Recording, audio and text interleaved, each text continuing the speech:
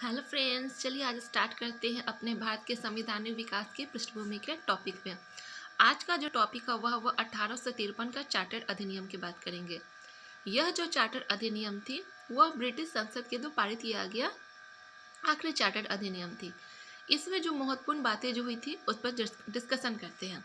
तो सबसे पहले इम्पोर्टेंट इसमें जो मुद्दा रहा था कि विधायी और प्रशासनिक कार्य को अलग कर दिया गया, यानी गवर्नर जनरल के सहायता करने के लिए जो काउंसिल बनी थी उसमें विधि बनाने के लिए अलग अलग सदस्य को कर दिया गया और उसको लागू करने के लिए प्रशासनिक व्यवस्था को अलग कर दिया गया। अगर आपके एग्जामिनेशन में पूछा जाता है कि प्रशासनिक और विधायी दोनों परिषद के सदस्यों को अलग अलग खेमा किस एक्ट में किया गया है, तो वो 1853 चार्टर एक्ट में किया गया है।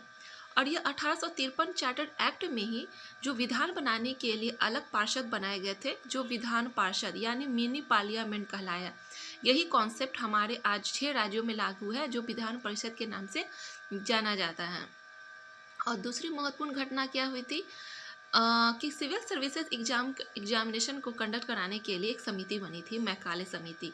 आपके एग्जामिनेशन में अगर पूछा जाता है कि मैकाले संबंधी किस एक्ट से संबंधित है, तो ये 1853 चार्टर अधिनियम से संबंधित है। और यह साथ ही साथ सिविल सर्विसेज एग्जामिनेशन को कंडक्ट कराने को लेकर थी, जिसमें आम भारतीय को भी शामिल होने का अधिकार दिया गया। इससे पहले जितनी भी बनती थी वो ब्रिटिशनर यानी ब्रिटिश नागरिक जो होते थे इसमें शामिल होते थे, लेकिन इस एक्ट के द्वारा भारतीयों को भी इसमें शामिल होने का मौका दिया गया।